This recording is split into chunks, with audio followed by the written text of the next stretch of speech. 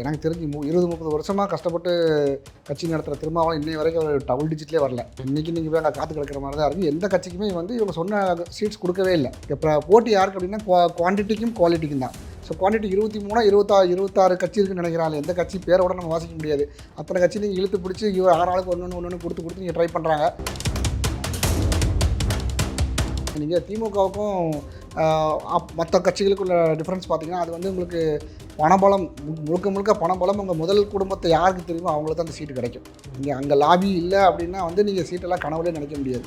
So அப்படி வந்தவங்க தான் அதிகம். நீங்கள் வந்து பாலிடிக்ஸை வந்து இங்கே ஜாதி மதம் இல்லைன்னு நீங்கள் வாயில் வேணால் பேசிக்கலாம். இந்த ஏட்டு சுரக்காய் கறிக்கு உதவாது. ஆனால் உண்மையாக என்னென்னா எல்லாம் இல்லை, நீங்கள் எப்பேற்பட்ட ஆளாக இருந்தாலும் ஜாதி பார்த்தா வந்து நீங்கள் வந்து வேட்பாளர் நிறுத்துறாங்க. நீங்கள் வந்து வாய்கிலேயே பேசுகிற சீமானாக இருக்கட்டும், வாய்கிலேயே பேசுகிற. ஆனால் நீங்கள் அங்கே நிறுத்துகிற வேட்பாளர்களை பார்த்தீங்கன்னா யார் நிறுத்திருப்பாங்கன்னா அந்த ஜாதி சம்மந்தப்பட்டவங்க நிறுத்துவாங்க. வாங்கின தொகுதியே கம்மின்னு சொல்லிட்டு இந்த 27 நட்சத்திர வேட்பாளர்கள் அண்ணாமலை போன்றவர்கள், வானதி சீனிவாசன் அவர்கள், ஏன்னா அவங்க இருக்கட்டு கொடுக்கலாம். அவங்களை தாண்டி 27 நட்சத்திர வேட்பாளர்கள் தான் இருக்காங்களா? இல்லை என்னுடைய கருத்து என்னென்னா, நீங்கள் வந்து புது முகங்கள்னு சொல்கிறத விட கட்சிக்காக உழைத்தவங்க நிறைய பேர் இருப்பாங்க. நீங்கள் புது முகங்கள்னா வந்து லாபி பண்ணி வாங்கிட்டு வந்தவங்கலாம் அதெல்லாம் வந்து இல்லை புதுமுகம் நான் சொல்லலை. கட்சிக்காக 20 வருஷம் 30 வருஷமோ இல்லை ஏதோ ஒரு கான்ட்ரிபியூஷன் பெரிய லெவலில் பண்ணியிருப்பாங்க. அதை மாதிரி ஆட்களை நீங்கள் ஐடென்டிஃபை பண்ணி நீங்கள் சீட்டு கொடுக்கும்போது மட்டும்தான் நீங்கள் இந்த பார்ட்டி வித் டிஃபரன்ஸ் அந்த வேர்டுக்கே ஒரு மீனிங் கிடைக்கும். இந்த கான்ட்ரிபியூஷன் பேஸ்ட் நீங்கள் என்ன கான்ட்ரிபியூட் பண்ணிக்கிறீங்க, அந்த கான்ட்ரிபியூஷன் பேஸில் நீங்கள் கொடுக்க ஆரம்பிக்கும் போது மட்டும்தான் அதோட நேம் வந்து இன்னும் டெவலப்பிங் வந்து இன்னும் ஈஸியாக. நிதின் அப்படிங்கிறவரை நீங்கள் யாருமே பார்த்துக்க மாட்டீங்க. நீங்கள் டிஎம்கேன்னு சொல்கிறீங்கன்னா கட்டாயம் கண்ணு முடிட்டு சொல்லலாம், அப்பாவுக்கு அப்புறம் பையன் தான். உதயநிதி ஸ்டாலினை வந்து இவங்க இன்டர்வியூ பண்ணுறாங்களா, உங்களுக்கு வந்து அது எவ்வளோ நகைப்புக்குரியதாக இருக்குது. நீங்களா இப்படிலாம் வந்து நீங்கள் யாரை ஏமாத்துறீங்க?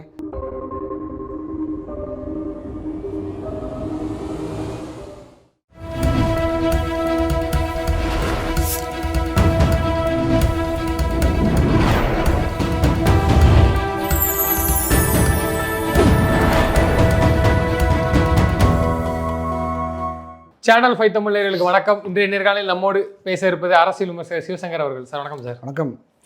சார், ஒரு வழியாக என்டிஏ கூட்டணியில் வந்து பாஜகவுக்கு 27 தொகுதி பேசி முடிவாயிருக்குது. திமுக பக்கம் கிட்டத்தட்ட அலைன்ஸ் அவங்க அலைன்ஸும் முடிச்சு விசிகாக்கு இன்னைக்கு கொடுத்துட்டு முடிச்சிட்டாங்க. இப்போ என்டிஏ கூட்டணி தான் குறிப்பாக பார்க்கப்படுது. பாஜகவுக்கு கொடுத்த 27 தொகுதி, அதுக்குள்ள இந்த 27 தொகுதி நீங்கள் எப்படி பார்க்குறீங்க? இது போதுமானதா? இல்லை பாஜகவுக்கு தொகுதி கொடுத்ததில் ஒன்று எந்த இது இல்லை நம்ம சொல்ல முடியாது. ஏன்னா அதிமுக கூட்டணி ஓகே, முதல்ல 27 24 முதல்ல ஜெயிச்சு காமிங்கிற மாதிரி கூட நம்ம சவாலாக வச்சுக்கலாம். ஆனால் அதில் நட்சத்திர வேட்பாளர்கள் பாதி பேருக்கு மேலே சீட்டு கிடையாதுன்ற ஒன்று மறுக்கப்படுதாக ஒரு தகவல் இருக்குது. வானதி சீனிவாசன், நயினார் கூட வேறு தொகுதியில் நிற்கிறாரு. அது எந்த அளவுக்கு சார் உண்மை?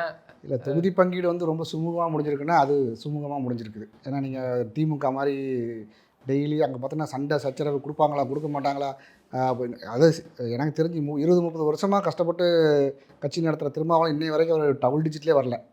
இன்றைக்கி நீங்கள் போய் அங்கே காத்து கிடக்கிற மாதிரி தான் இருக்குது. எந்த கட்சிக்குமே வந்து இவங்க சொன்ன சீட்ஸ் கொடுக்கவே இல்லை. யாராக இருந்தாலுமே 5 என்ன சொல்கிறோம் 6 கேட்டால் 5, அதாவது இவங்க டபுள் டிஜிட் எதிர்பார்த்த எல்லாருமே பார்த்தீங்கன்னா சிங்கிள் டிஜிட்லேயும் அவங்க கேட்டதை விட கம்மியாக தான் கொடுத்துருக்காங்க. ஸோ அங்கே என்னென்னா அங்கே அது வந்து குவான்டிட்டி, இது வந்து குவாலிட்டி. நான் எல்லா இடத்துலையும் நான் சொல்கிறது தான் குவாலிட்டி. இப்போ போட்டி யாருக்கு அப்படின்னா குவான்டிட்டிக்கும் குவாலிட்டிக்கும் தான். ஸோ குவான்டிட்டி 26 கட்சி இருக்குன்னு நினைக்கிறாங்க. எந்த கட்சி பேரோட நம்ம வாசிக்க முடியாது. அத்தனை கட்சி நீங்கள் இழுத்து பிடிச்சி இவர் 6 ஆளுக்கு ஒன்று கொடுத்து நீங்கள் ட்ரை பண்ணுறாங்க. ஸோ இந்த சைடு பார்த்தீங்கன்னா அப்படிலாம் இல்லை, ஒரே நாள்லேயே வந்து சுமூகமாக நல்லபடியாக முடிஞ்சிருக்குது. ஏன்னா இதுலேயே நீங்கள் தெரிஞ்சுக்கலாம் அந்த குவாலிட்டிங்கிறது எங்கே இருக்குதுங்கிறத தெரிஞ்சுக்கலாம். இப்போ அடுத்து இண்டிவிஜுவலாக வந்து ஒவ்வொரு கட்சிகளுக்கும் எவ்வளோ கொடுத்துருக்குறாங்க. ஏன்னா நீங்கள் மெஜாரிட்டியாக இருக்கக்கூடிய இது வந்து ஏடிஎம்கே தலைமையில் வந்து நீங்கள் என்ன சொல்கிறோம், நம்ம எலெக்ஷனை எதிர்கொள்கிறதுனால ஸோ அவங்க தான் அதை அவங்க லீட் பண்ணும்போது அவங்க ஒவ்வொருத்தருக்கும் என்னென்ன இதுக்கு முன்னாடி நம்ம எடுத்த ஓட் ஷேர் எவ்வளோ வச்சுருக்குங்கிறத பொறுத்து இன்னும் கொஞ்சம் அதிகமாக கொடுத்துருந்தால் நல்லா இருந்திருக்குங்கிறதா வந்து எல்லாருடைய எண்ணங்களாக இருக்குது. ஏன்னா நீங்கள் வந்து கடந்த பாராளுமன்ற தொகுதியில் நம்மளுடைய ஓட் ஷேர் பார்த்தீங்கன்னா நிறைய நீங்கள் கம்பேரிங் டு தி ப்ரீவியஸ் எலெக்ஷன்ஸ்லாம் அதான் இப்போ என்ன சொல்கிறாங்கன்னா அந்த சதவீதத்துக்கான சீட்டு கிடைக்கலையே அப்படின்னு சொல்லி கூட வருத்தம் எல்லாருக்கும் இருக்குது தான். இப்போ எல்லா கட்சிக்காரங்க என்ன நினைப்பாங்க, நமக்கு வந்து கூட 10 சீட்டு கிடச்சா நல்லா இருக்குன்னு தான் எல்லா பொலிட்டிக்கல் பார்ட்டியுமே நினைப்பாங்க. பட் ஆனால் நீங்கள் தொகுதிக்குள்ளே நீங்கள் வரும்போது போன தடவை கிடச்சது அதிகமாக கிடச்சிருக்கு, ஆனால் அதிகமாக கிடச்சிருக்குது. ஸோ நீங்கள் வந்து இதை யாருமே இப்போ நீங்கள் காங்கிரஸ் மாதிரி நான் அவங்க கூட போயிடுவோம் இவங்க கூட போயிடுவோம், ஒரு என்ன சொல்கிறது 2 சைட்லேயுமே பேசுகிறது, ஒரு அண்டர் ப்ரெஷர்லேயே இருக்கிறது, 2 பேருமே அண்டர் ப்ரெஷர்லேயே வச்சுருக்குது. அந்த சைடு வருவாங்களான்னு அவங்களுக்கும் தெரியாது, இவங்க விட்டு போயிடுவானாங்களே இவங்களுக்கும் தெரியுது. இவங்களும் அவங்கள எவ்வளோ கேவலமாக பேச முடியும், எவ்வளோ கேவலமாக பேச முடியுமோ அவ்வளோக்கு எவ்வளோ கேவலம் பேசி வெளியே அனுப்புறான்னு ட்ரை பண்ணாங்க. ஆனால் எதுவுமே இல்லாமல் வெக்கமான சூடு சோறு இல்லாமல் அங்கேயே இருக்கிறாங்க. ஸோ அது அந்த 3 சீட்டு எக்ஸ்ட்ரா வாங்குறவங்க அவன் என்னென்ன படாத பாடுபட்டாங்கிறது எல்லாருக்குமே தெரியும். இங்கே அப்படிலாம் இல்லை, டீசெண்டாக என்னென்ன தொகுதிகள் யாருக்கு என்ன, லாஸ்ட் டைம் கூட அது அதிகமாக தான் இருக்குது. இதில் எனக்கு தெரிஞ்சு எங்கேயுமே வந்து பிரச்சனைகள் இல்லை. இப்போ நீங்கள் அடுத்த கேட்ட இன்னொரு கேள்வி பார்த்தீங்கன்னா, யாருக்கெல்லாம் வாய்ப்பு கொடுக்க போகிறாங்க அப்படின்னு. ஸோ அந்த வாய்ப்புகள் வந்து நீங்கள் ஒரு கஷ்டப்பட்டு உழைச்ச எல்லாருக்குமே நீங்கள் அதாவது ஒரு ஐடென்டிஃபை பண்ணி கொடுத்தால் அது வந்து இன்னும் கொஞ்சம் நல்லா ரீச் ஆகும். நீங்கள் திமுகவுக்கும் மற்ற கட்சிகளுக்குள்ள டிஃப்ரென்ஸ் பார்த்தீங்கன்னா, அது வந்து உங்களுக்கு பணபலம், முழுக்க முழுக்க பணபலம். உங்கள் முதல் குடும்பத்தை யாருக்கு தெரியுமோ அவங்களுக்கு தான் அந்த சீட்டு கிடைக்கும். இங்கே அங்கே லாபி இல்லை அப்படின்னா வந்து நீங்கள் சீட்டெல்லாம் கனவுலே நினைக்க முடியாது. ஸோ அப்படி வந்தவங்க தான் அதிகம். ஸோ அதை மாதிரி இல்லாமல் யாரெல்லாம் கஷ்டப்பட்டு ஒர்க் பண்ணியிருக்கிறாங்க, அவங்களோட ஹிஸ்ட்ரியை எடுத்து இத்தனை வருஷம் ஒர்க் பண்ணியிருக்கிறாங்க, கட்சிக்கு எவ்வளோ கான்ட்ரிபியூட் பண்ணியிருக்கிறாங்க, எந்தெந்த விதத்தில் கான்ட்ரிபியூட் பண்ணியிருக்கிறாங்க, அந்த அடிப்படையில் நீங்கள் கொடுக்கும்போது அது ஒரு மிகப்பெரிய ப்ளஸ். அதான் ஏற்கனவே ப்ளஸ். ஏன்னா நீங்கள் ஆன்டி இன்கம்பன்சிங்கிறது அளவுக்கு அதிகமாக இருக்குது இன்றைக்கி இருக்கிற சூழ்நிலை. நேற்று கூட பார்த்தீங்கன்னா ஒரு நிருபரில் அடித்து மண்டையெல்லாம் உடச்சிக்கிறாங்க. இவங்களுக்கு தெரிஞ்சு போச்சு நமக்கு இதுக்கப்புறம் ஜென்மத்திலே வரமாட்டோன்னு தெரிஞ்சு போச்சு. ஸோ அதுக்கப்புறம் இந்த சிச்சுவேஷனில் வந்து நீங்கள் இந்த சைடு ஆப்போனன்ட் வந்து வெரி குவாலிட்டி வைஸ் நான் சொல்கிறேன் ஸ்ட்ராங்காக இருக்கும்போது வந்து பெரிய ப்ளஸ் பாயிண்ட். இன்னும் அடிஷனல் ப்ளஸ் பாயிண்ட் நீங்கள் புதுமுகங்களுக்கு வாய்ப்பு கொடுக்குறாங்க, நல்லா ஒர்க் பண்ணுறவங்களுக்கு வாய்ப்பு கொடுக்குறாங்கன்னா இன்னும் கொஞ்சம் மக்கள் மத்தியில் வந்து ஒரு நேம் வரும்ல உங்களுக்கு. இந்த பாட்டுக்கு இந்த பாட்டுக்கு என்ன டிஃபரன்ஸ், பார்ட்டி வித் டிஃபரன்ஸ் அப்படின்னா நீங்கள் அதில் எனக்கு தெரிஞ்சு சரத்குமார் அவர்கள் வந்து ஒரு அதிருப்தியை தெரிவிச்சிருந்தார். அவர் நான் 17 வருஷம் கட்சி நடத்தினேன், கட்சி நடத்தி எனக்கு இன்னும் போஸ்டிங் வரல, அது மாதிரி அந்த போக நீங்கள் எப்படி பார்க்குறீங்க? சரத்குமாராவே வந்து அது மாதிரி வருத்தங்கள் இருக்கத்தான் செய்யும். இல்லை கட்சியில் சீட்டு கொடுக்காங்கிறத வருத்தமா இல்லை அவர் எடுத்த டிசிஷனே தப்பா? டிசிஷன்லாம் தப்புன்னு சொல்ல முடியாது. ஏன்னா அவர் என்ன சொல்றாரு, ஒரு கட்சியை வளர்த்து இல்லை ஒரு இன்னைக்கு அவருடைய ஆதங்கம் என்னவா இருக்குன்னா, பாஜக எனக்கு இந்த டயத்தில் அவர் அந்த முடிவை பேசுறாருன்னா சீட்டு கேட்டு கொடுக்கலங்கிறது தெரிய வருது. இல்லை எப்படி மறைமுகமா தெரிய வருது. என்னுடைய தனி பார்ட்டியா இருந்திருந்தா கௌரவமா 2 சீட்டோ 3 சீட்டோ வாங்கியிருக்கலாம், இது யதார்த்த உண்மை. ஆனா இன்னைக்கு மொத்த கட்சியும் போய் கொடுத்துட்டு இந்த மாதிரி நேரத்தில் அதிருப்தி தெரிவித்துக்கல. அவர் என்னன்னா அவர் எல்லாத்தையும் அவரே சொல்லிட்டாரு. நம்ம அதை எப்படி கமெண்ட் பண்ணலாம், எப்படி பார்க்கலாம்னா, நீங்கள் வந்து 17 வருஷம் நான் கட்சி நடத்திருக்கிறேன், ஒரு பார்ட்டி கொண்டு இல்லை நான் ஜாயின் பண்ணியிருக்கிறேன்னு சொல்கிறாரு. ஸோ அந்த நான் என்னோட அதாவது அந்த கட்சிக்குரிய அங்கீகாரம் கிடைக்கல அப்படிங்கிறத அவருடைய வருத்தம். நான் கட்சியை விட்டு வெளியே போயிடுவேன், அப்படி செஞ்சுருவேன், அதை மாதிரிலாம் அவர் எந்த இடத்துலையும் ஆதங்கம் என்ன, என்னுடைய ஆதங்கம் இது இத்தனை வருஷம் ஒர்க் பண்ணியிருக்கிறேன், எனக்கு அது இந்த உரிய அங்கீகாரம் கிடைக்கல. ஏன்னா இது வரைக்கும் வெயிட் பண்ணுறாங்க, 2 இயர்ஸ் வெயிட் பண்ணிவிட்டு இப்போ தான் அவங்க வெளி சொல்கிறாங்க எங்களோட இந்த ஆதங்கம் இருக்குதுன்னு. அதை அவங்க பரிசீலனை பண்ணுறேன்னு சொல்லியிருக்கிறாங்க. எப்படி பரிசீலனை பண்ண போகிறாங்க, அதுக்கப்புறம் இவர் என்ன முடிவெடுக்க போகிறாங்கிறது அது அவருக்கு தான் தெரியும்.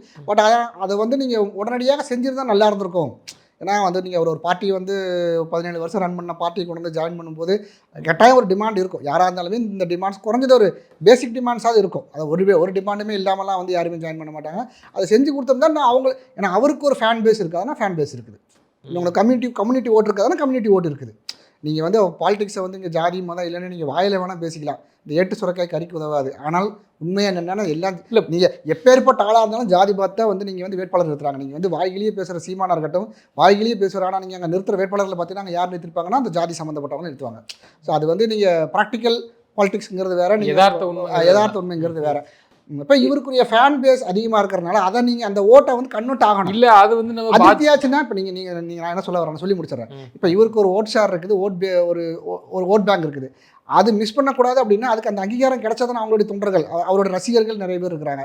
அப்போ அந்த ஓட்டு எல்லாம் ஆட்டோமேட்டிக்காக இதில் கன்வெர்ட் ஆகும். இந்த குற்றத்தை நம்ம யார் மேலே வைக்கலாம்? பாஜக தலைமை மேலே வைக்கவா? இல்லை இவர் வந்து சேரும்போது யாரை பார்த்து மீட் பண்ணல? இல்லை 2 விஷயம் இருக்குது. ஒன்று, அதிக தொகுதி இவங்க கேட்டிருப்பாங்க, பாஜக தரப்புலேருந்து எங்களுக்கு அதிக தொகுதி கொடுங்க, நாங்களும் பல பேருக்கு சரத்குமாரே கட்சி வந்துட்டாரு அவங்க கேட்டிருப்பாங்க. அங்கேருந்து கொடுக்காது அதிமுக மேலே குற்றம் சொல்ல முடியுமா? இல்லை பாஜக 27 வாங்கிட்டு வந்து இந்த மாதிரி அவாய்ட் பண்ணுற வேலைலாம் பார்க்குறதுனால பாஜக மேலே? இல்லை, இதை அவாய்ட் பண்ணால் லாஸ் நமக்கு தானே வரும். இப்போ நீங்கள் சொல்கிற மாதிரி உங்கள் கணக்குப்படி நீங்கள் வந்து இவர் அவாய்ட் பண்ணுறாங்கன்னா அந்த லாஸ் இவங்க ஏற்றுக்க தயாராக இருக்கணும். இல்லை, ஆனால் லாஸ் அதை ஏற்றுக்க எனக்கு தெரிஞ்சு எந்த பார்ட்டியாவது வந்து முதல் நம்ம என்ன பார்க்கலாம், 27 வாங்கினது காணாது. இல்லை, நீங்கள் நான் தான் சொல்கிறேன்ல, நீங்கள் எல்லாருமே எதிர்பார்க்குறது அதிகமாக கிடைச்சா சந்தோஷம், கிடைச்சிருந்தால் சந்தோஷம். இந்த இடத்துல வந்து எனக்கு நீங்கள் இவ்வளோ கொடுங்க நம்ம டிமாண்ட் நம்ம அந்த இடத்துல இல்லை வைக்கலாமே. இன்னைக்கு இருக்கிறதுக்கு அதான் கொடுத்திருந்தால் இங்கே ஒரு சீட் ஷேரிங் வந்து ஈஸியாக இருக்கும். இந்த பார்ட்டிக்கு நம்பி நிறைய பேர் ஜாயின் பண்ணியிருந்தாங்கன்னா அவங்களுக்கு அது ஈஸியாக இருந்திருக்கும். ஸோ கிடைச்சிருந்தா சந்தோஷங்கிறது தான் எல்லாருக்கும். இப்போ கிடைக்கல, பட் அதுக்குள்ளே எப்படி பண்ணலாம் அப்படிங்கிறதெல்லாம் இப்படி சிந்தனைகள் இருக்கும். இந்த ஓட் ஷேர் மிஸ் பண்ணக்கூடாது அப்படிங்கிறது தான் என்னுடைய கருத்து. ஏன்னா நீங்கள் சவுத் சைடில் அது ஒரு பெரிய ஓட் பேங்க் அவருக்கு இருக்குது. ஸோ அதை மிஸ் பண்ணக்கூடாது அப்படின்னா அது சாட்டிஸ்ஃபை ஆகணும். இல்லைன்னா நீங்கள் வந்து எலெக்ஷனுக்கு ரொம்ப நாள்லாம் கிடையாது. ஸோ அந்த அவர் சாட்டிஸ்ஃபை ஆகும்போது அந்த ஓட்டு மிஸ் ஆகாமல் கன்சால்டேட்டாக ஆட்டோமேட்டிக்காக அது பிஜேபி ஏடிஎம்கே கூட்டணிக்கு ஆட்டோமேட்டிக்காக அது வந்து சேரணும். அப்போ வந்து உங்களுக்கு வெற்றிங்கிறது இன்னும் கொஞ்சம் எளிதாகும். அதுதான் என்னுடைய கருத்து. நிச்சயமா சார், நம்ம பேசும்போதே பேசிட்டு இருந்தோம், புது முகங்களுக்கு வாய்ப்பு கொடுக்கணும் பாஜக. இது வந்து இப்போ பேச்சு எல்லாம் ஆரம்பிச்சிருக்கு, அப்படிதான் பார்க்கணும். தொகுதி அலாட்மெண்ட் பண்ணதுக்கு அப்புறமா இது தீவிரமடைய ஆரம்பிச்சிருக்கு. அப்போ பாஜகக்குள்ள புதுமுகங்களுக்கு கொடுக்கறதுக்கான பேச்சுவார்த்தை எந்த அடிப்படையிலையும் இல்லாம நடக்குதா? அப்படி ஒரு வாய்ப்பே இல்லையா? வேட்பாளர் லிஸ்ட் வர்ற வரைக்கும் நம்ம எதுவும் சொல்ல முடியாது. இப்போ இல்லை, என்ன தகவல் இப்போ வருதுன்னா நட்சத்திர வேட்பாளர்கள் தான் நிற்கணும், இந்த 27 கம்மியாக வாங்கின தொகுதியே கம்மின்னு சொல்லிட்டு இந்த 27 நட்சத்திர வேட்பாளர்கள் அண்ணாமலை போன்றவர்கள், வானதி சீனிவாசன் அவர்கள், ஏன்னா அவங்க இருக்கட்டு கொடுக்கலாம், அவங்களை தாண்டி 27 நட்சத்திர வேட்பாளர்கள் தான் இருக்காங்களா? இல்லை இல்லை, என்னுடைய கருத்து என்னன்னா, நீங்கள் வந்து புது முகங்கள்னு சொல்கிறத விட கட்சிக்காக உழைத்தவங்க நிறைய பேர் இருப்பாங்க. நீங்கள் புது முகங்கள்னா வந்து லாபி பண்ணி வாங்கிட்டு வந்தவங்கலாம் அதெல்லாம் வந்து இல்லை, புதுமுகம் நான் சொல்லல, கட்சிக்காக 20 வருஷம் 30 வருஷமோ இல்லை ஏதோ ஒரு கான்ட்ரிபியூஷன் பெரிய லெவலில் பண்ணியிருப்பாங்க. அதை மாதிரி ஆட்களை நீங்கள் ஐடென்டிஃபை பண்ணி நீங்கள் சீட்டு கொடுக்கும்போது மட்டும்தான் நீங்கள் இந்த பார்ட்டி வித் டிஃபரன்ஸ் அந்த வேர்டுக்கே ஒரு மீனிங் கிடைக்கும். நீங்கள் அது பண்ணாத பட்சத்தில் என்னாங்கன்னா, இதுவும் திமுக மாதிரி ஏடிஎம்கே மாதிரி ஒரு பேர் வந்துடக்கூடாது, ஏன்னா அப்படி வராது அப்படிங்கிற ஒரு எண்ணம் இருக்கு. இல்ல, இந்த முறை கண்டிப்பா வரும். ஏன்னா பல்வேறு விமர்சனங்கள், பல்வேறு குற்றச்சாட்டு விமர்சனங்கள் அப்படிங்கிறது வந்து எப்பவுமே இருக்கும். இல்ல மாநில தலைவர்கள் மாற்றம் இவங்களுக்கு மாறி முதல் எலெக்ஷன் சட்டமன்ற தேர்தல் வந்து இது மிகப்பெரிய கேள்விக்குறியாகும். ரிசல்ட்டுக்கு அப்புறம் கூட இது நிச்சயமா வரும். அப்படிங்கும்போது அதுக்கு ஆளாக்கப்பட்ட பாஜக முடிவுல கிளியரா இருக்கணும்ல. அப்ப இதெல்லாம் கன்சல்டேட் பண்ணி நீங்க மூவ் பண்ணணும், நகர்த்தணும், நாளைக்கு விமர்சனத்துக்கு உள்ளாயிடக்கூடாது அப்படிங்கிற பெரிய எதிர்பார்ப்பு தாந்தோணித்தனமா விட்டு நீங்க திரும்ப சீட் கொடுக்கறதுக்கு எத்தனை தமிழிசை ஆளுநரே, அவர் ஆளுநரா இருந்து சாதிக்காத சட்டமன்றத்தை சாதிக்க போறாரு ஒரு கேள்வி இருக்கு. அதான் சொல்றேன், நீங்க பார்ட்டி வித் டிஃபரன்ஸ் நான் பிஜேபி நிறைய இடங்களை சொல்ல காரணம் என்னன்னா, சாதாரண மனிதர்களுக்கு அங்கே ஒரு பெரிய அங்கீகாரம் கிடைக்கும். அது கிடைக்கல அப்படின்னா, கிடைக்காத பட்சத்தில் என்ன ஆகுனா அந்த அதிருப்தி ஓட்டா மாறிடக்கூடாது. அது வந்து நீங்கள் அப்போ நீங்கள் இப்போ இந்த நீங்கள் மக்கள் வந்து இன்றைக்கி வந்து எல்லாருமே வந்து என்ன சொல்கிறது, ஒரு பேசிக் பொலிட்டிக்கல் நாலேஜ் வேணுங்கிறத என்னுடைய கருத்து.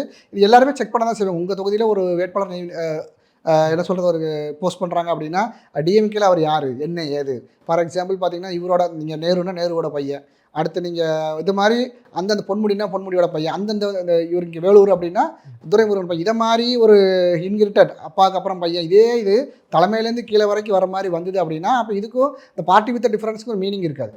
ஸோ அப்படி இல்லாமல் இங்கே பாருங்கள், இந்த தொகுதியில் வந்து கஷ்டப்பட்டு இத்தனை வருஷம் வேலை பார்த்துக்கிற அவருக்கு ஒரு வாய்ப்பு கொடுத்துருக்காங்கன்னா, அந்த தொகுதியில் மக்களும் அதை வித்தியாசமாக பார்ப்பாங்க. அந்த தொகுதியில் இருக்க அந்த வேட்பாளர்களாக இருக்கட்டும், அவங்களுக்கு வேலை செய்யறதுக்கு ஒரு இன்ட்ரெஸ்ட் இருக்கும். அப்படி இல்லாமல் நீங்கள் சொல்கிற மாதிரி அந்த நட்சத்திர வேட்பாளர் திரும்ப ஒருத்தருக்கே கொடுக்கப்பட்டால், நட்சத்திரம் ஒரு 5 பேர் தான் இருக்காங்க. நான் என்ன சொல்றேன், கொடுக்கப்பட்டால் அது கஷ்டம். என்ன சொல்றது, கஷ்டம்னு சொல்றதை விட அது வந்து ஒரு அந்த பார்ட்டி வித் டிஃபரன்ஸ்க்கு மீனிங் இல்லை. ஏன்னா பார்லிமெண்ட் எலெக்ஷனுக்கு கேண்டிடேட்டா நின்றவங்கலாம் பல்வேறு விமர்சனத்துக்கு உள்ளாங்க. திமுக வேலை பார்த்துட்டாங்க, திமுக காட்டி கொடுத்துட்டாங்க, இப்படி ஒரு குற்றச்சாட்டு இருக்கு, அதை மறுக்க முடியாது. ஓட் பேங்க் நமக்கு ஓட் ஷேர் இன்க்ரீஸ் ஆச்சுன்னா ஒரு சக்சஸ் கிடைக்கல நிச்சயமா. ஆனா அசெம்பிளி எலெக்ஷன் டோட்டலா வேற. அப்ப திரும்பவும் நீங்க அதே பார்லிமெண்ட் போட்டி போட்ட முகத்தை இங்கேயும் கொண்டு வந்தீங்கன்னா இது அப்படி இருக்காது அப்படிங்கிறத நம்மளுடைய எண்ணம். நீங்க வந்து வேட்பாளர் லிஸ்ட் இன்னும் வராத வரைக்கும், ஐடென்டிஃபை பண்ணாத வரைக்கும் நம்ம வந்து இப்போ கற்பனையில் எதுவும் சொல்ல முடியாது, போட்டி இருக்க. ஆனால் நான் என்ன சொல்றேன்னா, நீங்க வந்து எதிர்பார்க்குறோம் அப்படின்னா ஒரு ஒர்க் பண்ணவங்களுக்கான அங்கீகாரம் கிடைக்கும் அப்படிங்கிறது எல்லாருடைய எண்ணம். அது வந்து கிடைத்தால் இன்னும் கொஞ்சம் நமக்கு ஒரு ப்ளஸ் பாயிண்டாக இருக்கும் அப்படிங்கிறதா நம்மளுடைய எண்ணம். அது இல்லை, பாஜகக்குள்ள போட்டி அதிகமாக இருக்குது. இல்லை, எல்லா பார்ட்டிலையுமே இருக்கு, எல்லா பார்ட்டிலையும் இன்னொன்று வளர்ந்து வர பார்ட்டி. நீங்கள் அதான் சொல்ல டெவலப்பிங் கண்ட்ரி மாதிரி டெவலப்பிங் பொலிட்டிக்கல் பார்ட்டின்னு தமிழ்நாடு. நீங்கள் வந்து மற்ற ஸ்டேட்டில் வளர்ந்ததை விட இப்போ வந்து நல்லா டெவலப் ஆகி வர பார்ட்டி. இந்த டெவலப் ஆகி வர சமயத்தில் நீங்கள் என்னென்ன டிஃபரன்சஸ் இந்தந்த விஷயங்கள்லாம் அவங்க வந்து கான்சன்ட்ரேட் பண்ணுறாங்க, புதுசாக அறிமுகப்படுத்துகிறாங்க, அவங்களுக்கு நிறைய வாய்ப்பு கொடுக்காத பட்சத்தில் அதுக்கான இதை மக்கள் கிட்ட நம்ம எதிர்பார்த்து இல்லை. டெவலப் ஆகக்கூடிய பார்ட்டி தமிழ்நாட்டில் குறிப்பாக பாஜகங்கிறது வளர்ந்துக்கிட்டே இருக்குது, எல்லாத்துக்கும் தெரியுது. இது வந்து இதை பயன்படுத்திக்கிட்டு உள்ள பேர்லாம் நினைச்சா அந்த எண்ணங்கள் வந்து ஆல்ரெடி இருக்கிறவங்க, அப்ப அது இருக்க தக்க வச்சுட்டு இருக்க கூட நினைப்பு தானே. டெவலப் பார்ட்டிக்கு இவங்க என்ன முக்கியத்துவம் கொடுக்கணும்? டெவலப்பிங் பார்ட்டியில நீங்க அதான் டெவலப்பிங் பார்ட்டியில வந்து நீங்க டிஎம்கே மாதிரி அப்பாவுக்கு அப்புறம் பையனுக்கு அப்புறம் அந்த ஆர்டர்ல நீங்க கொடுத்தீங்க அப்படின்னா அதோட பேர் கெட்டு போயிடும். அப்படி இருக்காது. கஷ்டப்பட்டு உழைச்சவங்க இத்தனை வருஷம் ஒர்க் பண்ணிக்கலாம். ஏற்கனவே சொன்னதான் இந்த கான்ட்ரிபியூஷன் பேஸ்ட், நீங்க என்ன கான்ட்ரிபியூட் பண்ணிக்கிறீங்க அந்த கான்ட்ரிபியூஷன் பேஸ்ல நீங்க கொடுக்க ஆரம்பிக்கும் போது மட்டும்தான் அதோட நேம் வந்து இன்னும் டெவலப்பிங் வந்து இன்னும் கொஞ்சம் ஈஸியாக. நிதின் நபின்கிறவர் வந்து நீங்கள் யாருக்குமே பார்த்துக்க மாட்டீங்க. அதாவது பிரைம் மினிஸ்டர் அவருக்குரிய அதாவது நீண்ட நாட்கள் அரசு அலுவலகத்தில் ஒருத்தர் வந்து நீங்கள் நிதின் நபின் வரும்போது அவரே வந்து நீங்கள் அவர் 45 இயர்ஸோட கிடையாது. அந்த இடத்துல வந்து நீங்கள் நம்ம ஒரு டாப்ல இருக்கிறோம். அதை மாதிரி தமிழ்நாட்டில் அதான் ஒரு பார்ட்டிக்கு நல்லது, அதுவும் நேஷனல் பார்ட்டிக்கு வந்து அதாவது பிரைம் மினிஸ்டர் வந்து எழுச்சி நிற்கிறாங்க நிதின் நபினை பார்க்கும்போது ஒரு 45 இயர்ஸோட கிடையாது. ஏன்னா அது பொலிட்டிக்கல் என்னோட கட்சியோட தலைமையை அவங்க சூஸ் பண்ணும்போது அதை அக்செப்ட் பண்ணிக்கிறாங்கன்னா அங்கே அந்த குவாலிட்டியை சூஸ் பண்ணி எடுத்துக்கிறாங்க. அதுதான் நான் சொல்கிறேன், அந்த குவான்டிட்டி வர்சஸ் குவாலிட்டி. ஸோ அந்த குவாலிட்டிக்காக தான் அந்த மரியாதை. ஏன்னா அவர் தூரம் ஒர்க் பண்ணியிருக்கிறாங்க அப்படிங்கிறது. அதே இதை தான் நம்ம எல்லா ஸ்டேட்டில் எதிர்பார்க்குறோம், தமிழ்நாட்டில் எதிர்பார்க்குறோம். அப்படி இருந்தால் மட்டும்தான் நீங்கள் வந்து கட்சி வந்து அடுத்த கட்டத்துக்கு வர முடியும். அப்படி இல்லாத பட்சத்துக்கு இந்த 27 27 தான் சொல்கிறேன். அந்த லிஸ்ட் வராமல் நம்ம சொல்ல முடியாதுங்கிறத என்னுடைய லிஸ்ட் வரும்போது நம்ம மறுபடியும் ஒரு நம்ம பேசலாம். இன்னைக்கு வந்து நம்ம யாரை சூஸ் பண்ணிக்கிறாங்களோ இவங்க எப்படி சூஸ் பண்ண போகிறாங்கிறது நமக்கு தெரியாது. அது சரியான கேண்டிடேட்டாக இருக்கும்போது இருக்கும் அப்படிங்கிறதா நம்பிக்கை. அப்படி இல்லாத பட்சத்தில் தான் நம்ம பேச முடியும். இன்றைக்கி நம்ம ஒரு இமேஜினேஷனில் நம்ம பேச முடியாது. இப்போ நீங்கள் டிஎம்கேன்னு சொல்கிறீங்கன்னா கட்டாயம் கண்ணு முடிட்டு சொல்லலாம், அப்பாவுக்கு அப்புறம் பையன் தான். உதயநிதி ஸ்டாலினை வந்து இவங்க இன்டர்வியூ பண்ணுறாங்களா, உங்களுக்கு வந்து அது எவ்வளோ நகைப்புக்குரியதாக இருக்குது. நீங்களா இப்படிலாம் வந்து நீங்கள் யாரை ஏமாத்துறீங்க?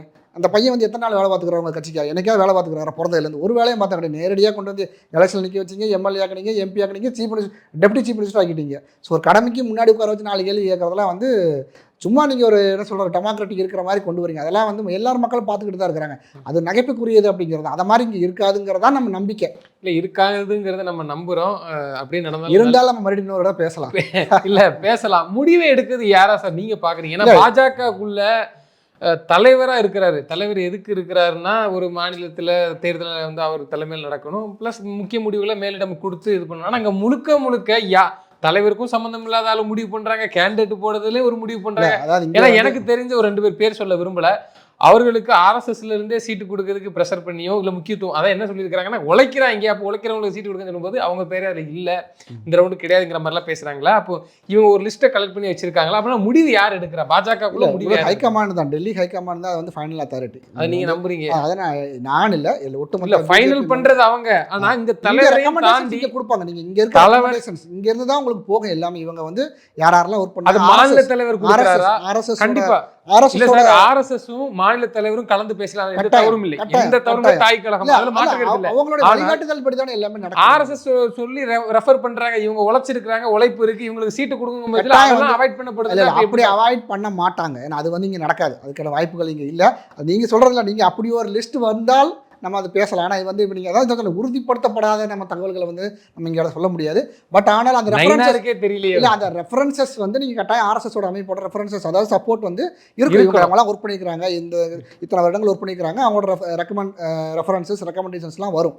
அதுக்கப்புறம் தான் பார்ட்டி ஹைகமாண்ட் வந்து இவங்களை சூஸ் பண்ணுவாங்க. அதுதான் முழு மனதோட திரு எடப்பாடி பழனிசாமி அவர்கள் தொகுதி பிரித்து கொடுத்துட்டாரு. அது வேற, அது கூட்டணி இல்லை டெல்லி தலைமையில் இது பண்ணி கரெக்டாக பேசிக்கிறாங்க. அது மத்திய அரசில் முழுக்க நேரடி பார்வையில் நடந்திருக்கு, அதை ஒத்துக்கிடலாம். ஆனால் இங்கே மாநிலத்தில் சீட்டு கொடுக்கறதுல வந்து முழு மனதோட திரு நயினார் நாகேந்திரன் அவர்கள் தான் முடிவு எடுக்கிறாரா? அவருடைய சிந்தனையில் செயல்பட சொல்கிறேன். நீங்கள் பார்ட்டி ஹைகமாண்டோட வழிகாட்டுதல் படி தான் நீங்கள் வந்து இண்டிவிஜுவலாக அந்த முடிவு எடுக்க முடியாது. நீங்கள் வந்து பிஜேபியாக இருக்கட்டும், காங்கிரஸ் நீங்கள் வந்து யாரா நீங்கள் இவர் தான் ரெக்கமெண்டேஷன் நீங்கள் பண்ண போகிறீங்க. நீங்கள் வந்து சூஸ் பண்ணி இதெல்லாம் ஐடென்டிஃபை பண்ணியிருக்கிறோம், இந்த நல்ல வேட்பாளர்களாக இருக்கிறாங்க, ஆர்எஸ்எஸ் அமைப்பாக இருக்கட்டும், தாய் கழகமாக இருக்கட்டும், அவங்களாம் ஐடென்டிஃபை பண்ணி இதெல்லாம் ஒரு ரெக்கமெண்டேஷன் லிஸ்ட் மாதிரி இப்போ அதுக்கப்புறம் அதை ஃபைனலைஸ் பண்ணுவாங்க. அது உறுதிப்படுத்தப்படுறது வந்து அது நீங்கள் இப்போ எல்லா பொலிட்டிக்கல் பார்ட்டியோட ஹெட் அவங்க முடிவு பண்ணுறது தான். இங்கே நமக்கு வந்து டெல்லி, நீங்கள் காங்கிரஸாக இருந்தாலும் டெல்லி தான், அங்கே உள்ள ஹைகமாண்ட் முடிவு பண்ணுறதா. ஆனால் அந்த ரெக்கமெண்டேஷன்ஸ் எங்கேருந்து போனால் இங்கேருந்து போகிறது தானே. இந்த ரெக்கமெண்டேஷன்ஸ் வெளியிலேருந்து யாரும் கொடுக்க முடியாது.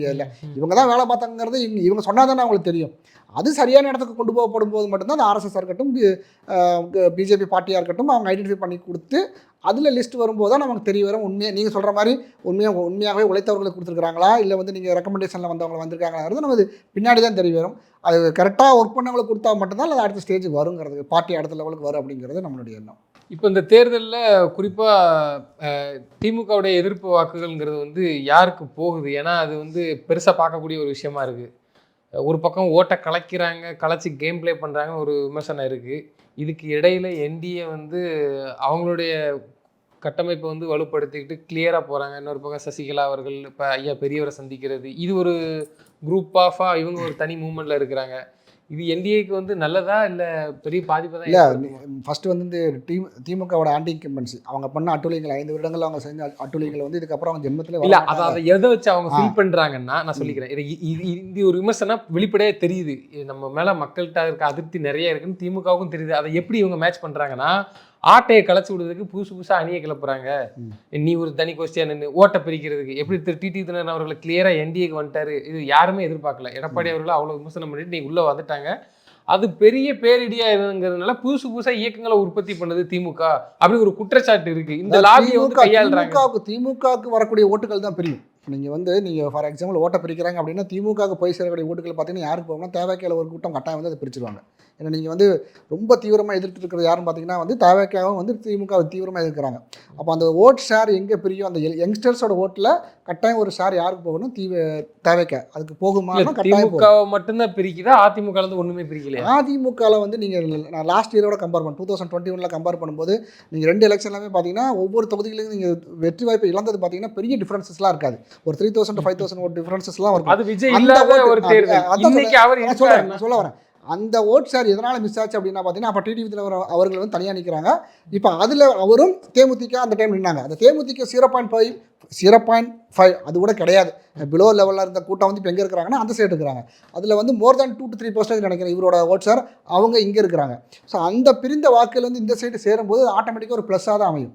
ஸோ அது வந்து எப்படி சொல்கிறது, நீங்கள் வந்து பெரிய பாதிப்பு யாருக்கு வரப்போகுது அப்படின்னா திமுகவுக்கு தான் வரப்போகுது. இதில் இன்னொரு பெரிய விஷயம் என்னென்னா, நீங்கள் வந்து ஒரு ஒட்டுமொத்த திமுக மேலே எல்லாருமே வந்து ஒரு மிகப்பெரிய எதிர்ப்பில் இருக்கிற போது நீங்கள் தேவைக்கு அந்த இன்றைய யங்ஸ்டர்ஸ் ஜென்செட்டா அவர்களுடைய ஓட்டு, அதாவது அவங்களோட நீங்கள் லேப்டாப்பை என்னெல்லாம் என்ன படாத பாடுபடுத்துறாங்கன்னு உங்களுக்கு எல்லாருக்குமே தெரியும். அந்த இப்போ லேப்டாப் வாங்கிட்டு வந்து அது மேலே அழிக்கிறது எதுக்காக சொன்னால் எதிர்ப்பு அந்த அளவு இருக்குங்கிறத நான் சொல்ல வரேன். அந்த எதிர்ப்புகள் அந்த ஓட்டு எங்கேருந்து பிரியுதுன்னா திமுகவுக்கு வர வேண்டிய ஓட்டு தான் அது பிரியுது இந்த இடத்துல. ஸோ அது திமுகவுக்கு வர வேண்டிய ஓட்டு பிரியும் போது ஏற்கனவே அவங்களோட ஆன்டி இன்கம்பன்ஸ் அதிகமாக இருக்குது.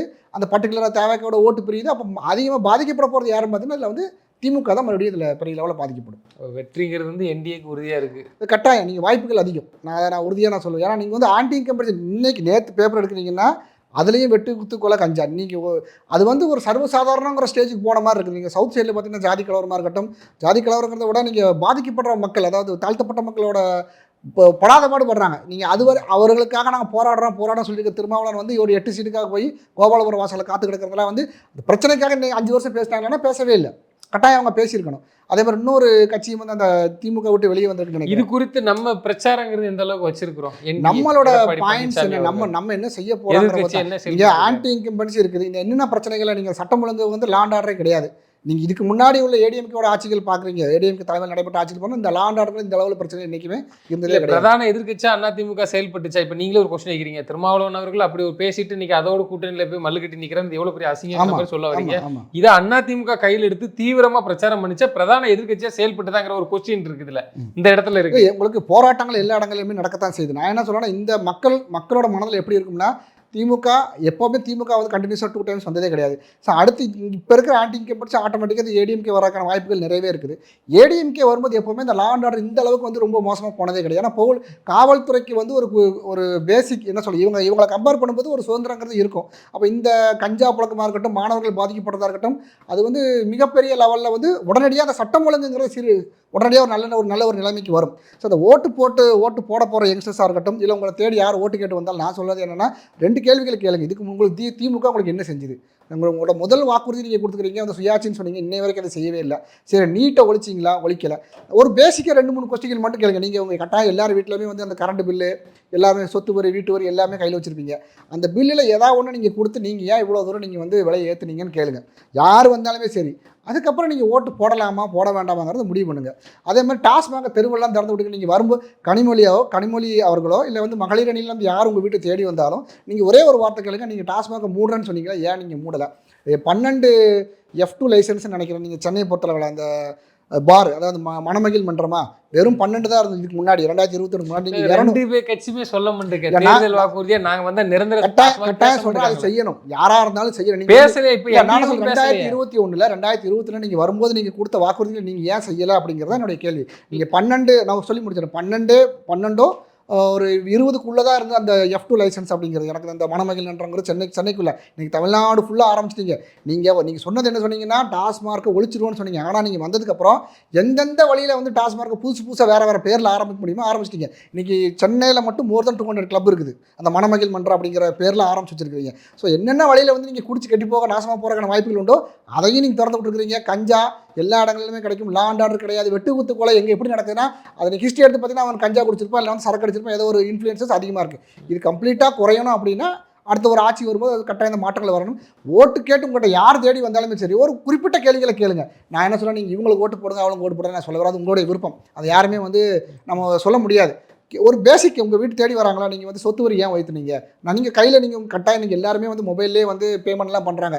இபி பில்லாக இருக்கட்டும் எல்லாமே எல்லா வீட்லேயுமே ஒரு படித்த குழந்தைகள் இருக்கிறாங்க. நீங்கள் கேளுங்க, நீங்கள் 2021க்கு நீங்கள் வர்றதுக்கு முன்னாடி நாங்கள் கட்டின பில் என்ன, இன்றைக்கி நாங்கள் கட்டுற பில் என்ன, இதை மாதிரி கொஸ்டின்ஸை நீங்கள் வர்றவங்ககிட்ட கேட்டுட்டு அதுக்கப்புறம் நீங்கள் ஒரு முடிவு எடுங்க. இல்லை அப்படி மக்கள்கிட்ட கேட்கும்பொழுது ஒரு மாற்றம் வந்து என்டிஏ தான் அதிமுக கூட்டணி. இன்னைக்கு வந்து சான்ஸ் யாருக்கு அதிகமாக இருக்குன்னா அவங்களுக்கு அதிகமாக இருக்குது. நான் வந்து என்ன சார், நான் வந்து இவங்க ஜெயிச்சிருவாங்க எல்லாருக்குமே எல்லா பொலிட்டிக்கல் பார்ட்டிக்குமே நான் தான் ஜெயிக்கணுங்கிற எண்ணம் இருக்கும். நீங்கள் திமுக காரங்களை கூப்பிட்டு கேட்டிங்கன்னா நாங்கள் தான் ஜெயிப்போம்னு சொல்லுவாங்க. இன்னைக்கு வாய்ப்புகள் யாருக்கு அதிகமாக இருக்குது, ப்ராக்டிக்கலாக நீங்கள் சொல்கிறீங்கன்னா வாய்ப்புகள் அதிகமாக இருக்குது. ஏன்னா இங்கே ஆன்டி இன்கம்பன்சி அளவுக்கு அதிகமாக இருக்குது. இன்றைக்கி 2006 இவங்களோட ஆட்சி முடியும் போது பார்த்தீங்கன்னா power cut Arcot Veeraswami, current cut Veeraswami, அதோட பிரதிபலிப்பு எங்கே இருந்தால் 2011 இருந்தது.